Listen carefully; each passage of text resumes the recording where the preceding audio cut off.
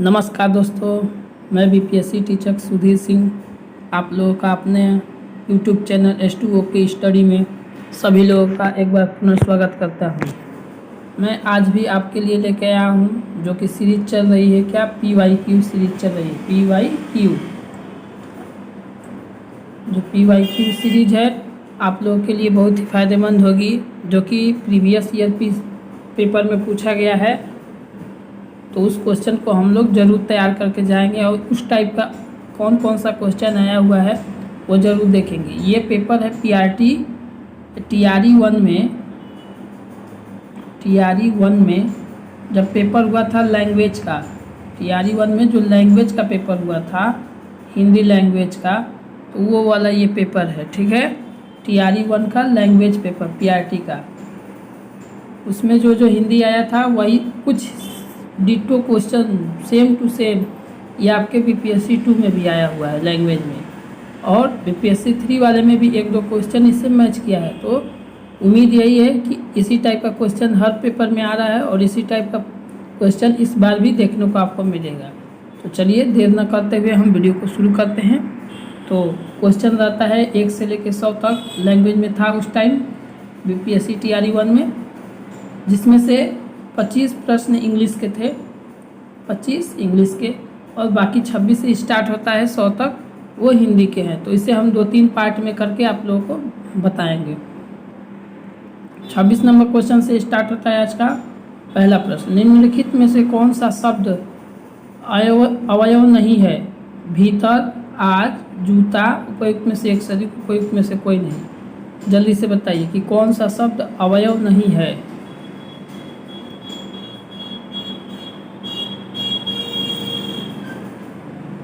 चलिए, तो right answer हो जाएगा आप लोगों का ऑप्शन नंबर सी, जूता। जूता जो कि क्या है? संज्ञा है। जूता क्या है? संज्ञा है। और भीतर और आज दोनों क्या है? अवयव शब्द है जिसको तोड़ा ना जा सकता। भीतर को क्या तोड़ के कोई शब्द बनाएंगे, और आज ठीक है वो स्थानवाचक विशेषण है भीतर, ठीक है, और आज जो है कालवाचक क्रिया विशेषण है। और अवयव में कौन कौन सा चीज़ आता है? संज्ञा, जैसे संज्ञा, सर्वनाम, विशेषण, उसको छोड़ के जो शब्द बचता है वो सब अवयव में आता है। ठीक है, क्रिया विशेषण हो गया, संबोधन वाला हो गया, ये सब किस में आते हैं? तो अवयव में आते हैं। चलिए नेक्स्ट क्वेश्चन देखते हैं, जो कि हम ये शॉर्ट वीडियो जो बना रहे हैं उसका भी आप लोग जरूर ध्यान दिया कीजिए। जो शॉर्ट वीडियो हम डेली अपलोड कर रहे हैं आजकल आपके लिए 2-3 क्वेश्चन का, उसको भी आप लोग जरूर देखते रहें। उसमें भी आप लोगों को वही क्वेश्चन मिलेगा जो प्रीवियस ईयर पेपर में पूछा गया है। तो हमारे शॉर्ट वीडियो को भी ज़रूर देखें, ठीक है। और वीडियो अच्छा लगता हो तो प्लीज़ थोड़ा लाइक को एक कर दिया कीजिए। बाकी तो आप लोगों के ऊपर है कि आप लोग लाइक करेंगे या नहीं लाइक करेंगे। बाकी चैनल पर नए हो, आपको वीडियो से कुछ फ़ायदा मिलता हो तो वीडियो को ज़रूर देखें और लोगों तक शेयर करें। और जो चैनल पर नए आ रहे हैं तो चैनल को ज़रूर सब्सक्राइब करें। क्वेश्चन देखते हैं, ह्रस्व और दीर्घ और प्लुत किसके प्रकार हैं?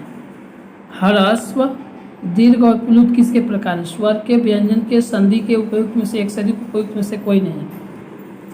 तो किसके प्रकार हैं? स्वर के। स्वर के प्रकार कौन कौन से होते हैं? ह्रस्व स्वर, दीर्घ स्वर और प्लुत स्वर होता है।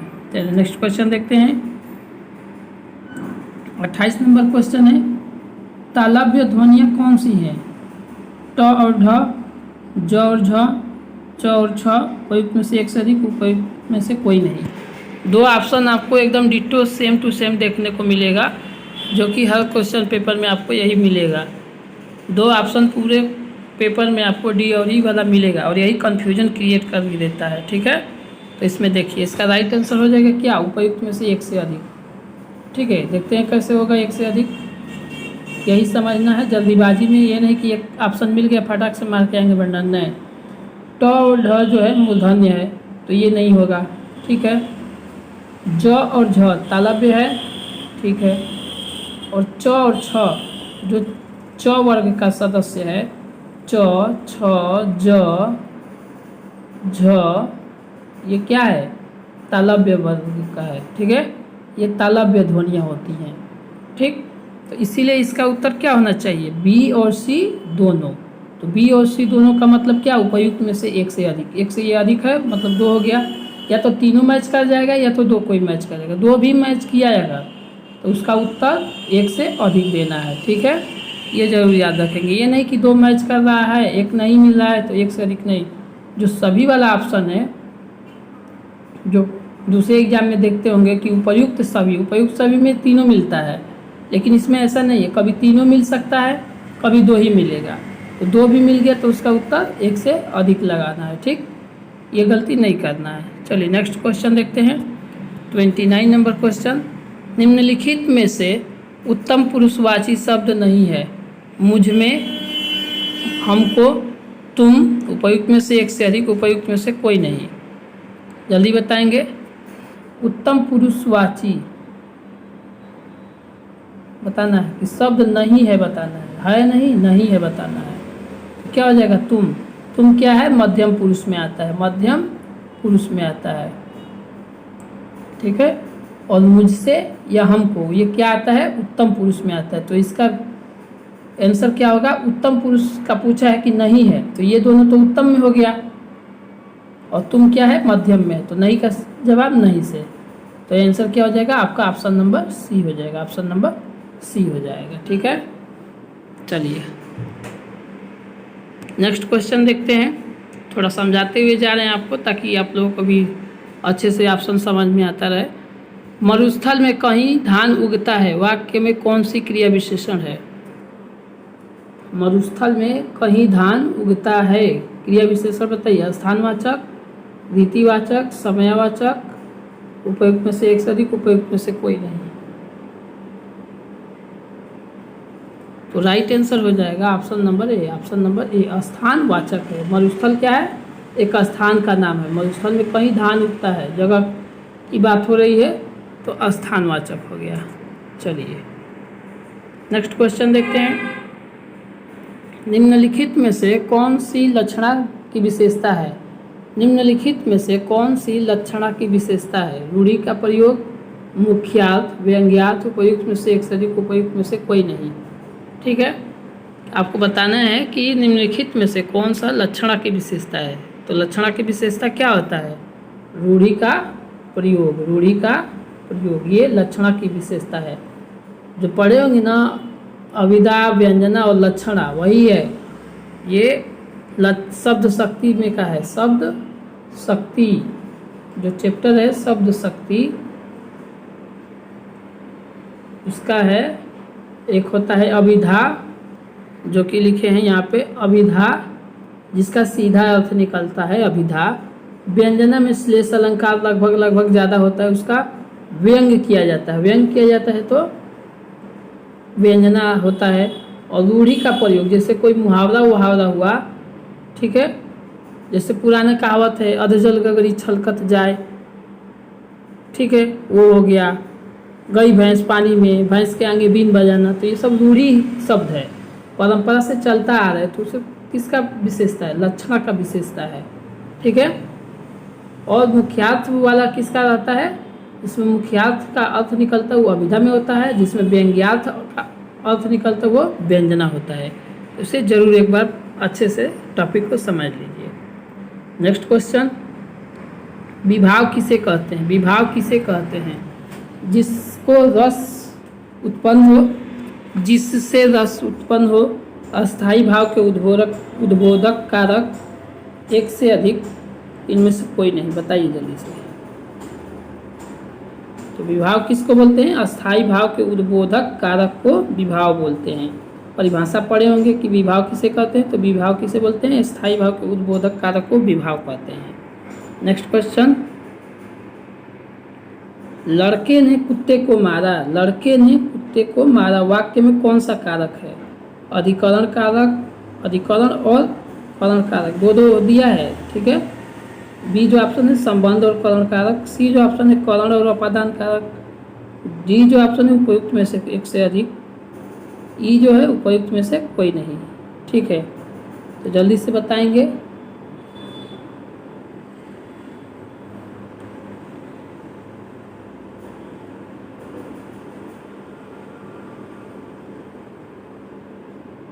जवाब देंगे सब लोग। तो लड़के ने कुत्ते को मारा, तो यहाँ पे के कर्ता कारक है और को मारा कर्म कारक, तो कर्ता कारक और कर्म कारक होना चाहिए, जो कि किसी भी ऑप्शन में आपका वो नहीं है।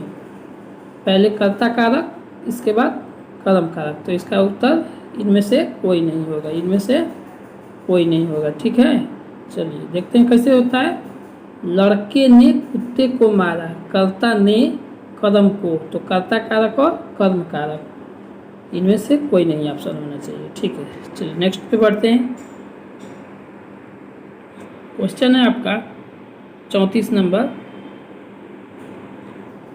कौन सी संक्षिप्ति की विशेषता नहीं है? संक्षिप्ति की विशेषता नहीं है, बताना है नहीं। ये शब्द को आप लोग नोटिस करते जाएंगे कि नहीं का चीज पूछा है तो नहीं में जवाब देना है। यह शब्द अपने आप में पूर्णता नहीं रखता। ठीक है, संक्षिप्ति का मूल शब्द का अर्थ वहन करती है। संक्षिप्ति एक स्वतंत्र शब्द है, उपयुक्त में से एक से अधिक, उपयुक्त में से कोई नहीं। बताइए जल्दी से। तो देखिए, संक्षिप्ति की विशेषता क्या होता है कि संक्षेप में रहे, उसका अर्थ भी स्वतंत्र मतलब अच्छा से निकले, कम शब्दों में अधिक बात कहा जाए, संक्षेप में कहा जाए, अर्थ एकदम अच्छा से निकले, वही संक्षिप्ति है। तो संक्षिप्ति का मूल अर्थ वहन करती है, एकदम राइट है, मूल अर्थ भी वहन करती है। संक्षिप्ति एक स्वतंत्र शब्द है, ये भी राइट है। लेकिन ये नहीं है कि यह शब्द अपने आप में पूर्णता नहीं रखता, रखता है, पूर्णता रखता है। क्या करता है? पूर्णता रखता है। तो नहीं का जवाब नहीं से, अर्थात आंसर कौन सा हो जाएगा? ऑप्शन नंबर ए। संक्षिप्तता की विशेषता नहीं है तो यह अपने आप में पूर्णता नहीं रखता, ये चीज़ गलत दिया है। चलिए 35 नंबर देखते हैं। महाशय शब्द में कौन सा स्वर संधि है? देखिए स्वर संधि है, लेकिन बताना है कि कौन सी स्वर संधि है। यण स्वर संधि, दीर्घ स्वर संधि, स्वरासन संधि, उपयुक्त में से एक से अधिक, उपयुक्त में से कोई नहीं। तो देखिए यार, इसको तो ऑप्शन से काट दीजिए, कोई संधि नहीं होता स्वरा, तो स्वरे संधि है। बचा दो, दीर्घ बड़ा का मात्रा है, आ का मात्रा जिसमें लग गया वो कौन सा संधि? दीर्घ संधि। ये वाला बड़ी की मात्रा जो दीर्घ ही होता है, ठीक है, और हाँ बड़ा ऊ का मात्रा और आ का मात्रा लग गया, ये किस में जाएगा? दीर्घ का हो जाएगा। चलिए निर्देश दिया हुआ है कि प्रश्न नंबर 36 से 40 तक शुद्ध वाक्य दिए गए हैं, अतः शुद्ध वाक्य अशुद्ध वाक्य दिए गए हैं, अतः शुद्ध वाक्य का चयन कर ए बी सी डी और ई में सही विकल्प का चयन करना है। निर्देश आप लोग पढ़ लिए, अब क्वेश्चन पे आते हैं। 36 नंबर क्वेश्चन क्या है? हमने जो कहे थे वही सत्य है। हमने जो कहे थे वही सत्य है, इसका शुद्ध बताना है क्या होगा सब, उसमें कुछ गलतियां हैं उसको शुद्ध बताना है या वही सही है। हमने जो कहा था वही सत्य है, हमने जो कहे रहे वही सत्य है, हमने कह रहे थे वही सत्य है, उपयुक्त में से एक से अधिक, उपयुक्त में से कोई नहीं। जल्दी से जवाब देंगे सभी लोग, थोड़ा स्पीड में जवाब देते हुए चलेंगे। तो राइट आंसर क्या हो जाएगा? हमने जो कहा था वही सत्य। पढ़ने पे भी लग जाएगा आपको। हमने जो कह रहे क्या होता है? तो इसी गलत। हमने कहे थे वही सत्य, ना ये भी गलत है। राइट आंसर हमने जो कहा था वही क्या है? सत्य है। 37 नंबर क्वेश्चन, आपका पत्र धन्यवाद सहित मिला। आपका पत्र धन्यवाद सहित मिला, ये तो देखने में ही गलत है। ऑप्शन ए जो है धन्यवाद के साथ आपका पत्र मिला, ऑप्शन बी आपका पत्र मिला धन्यवाद, ऑप्शन सी आपका पत्र धन्यवाद के साथ मिला। ये तो सेम वही लाइनिंग हो गया, थोड़ा सा अंतर है। उपयुक्त में से एक से अधिक, उपयुक्त में से कोई नहीं। जल्दी से जवाब देंगे। राइट आंसर हो जाएगा option number B. Option number B, आपका पत्र मिला धन्यवाद, इसका शुद्ध हो जाएगा। दोस्तों आप लोगों को बता दें कि जितना भी हम आंसर करा रहे हैं वो बीपीएससी आयोग द्वारा आंसर की फाइनल आंसर की आने के बाद का आंसर है। ऐसा नहीं जो भी आंसर अपने मन से लगा रहे हैं, ठीक है। फाइनल आंसर की आने के बाद का ये आंसर है, तो आंसर पे भी थोड़ा डाउट नहीं करेंगे आप लोग कि ये वाला कैसे हो गया। जो भी है बीपीएससी ने जब माना है तो आप वही उत्तर देंगे। हो सकता है एक दो उत्तर हमको भी पता है कि वो गलत माना है, आप दूसरे एग्जाम में जाएंगे उसका उत्तर दूसरा देगा, लेकिन आपको बीपीएससी का एग्ज़ाम निकालना है तो आप बीपीएससी वाले आंसर के साथ हर चीज़ में जाएंगे। चलिए 38 नंबर क्वेश्चन है, कृपया करके कार्यक्रम में पधारें।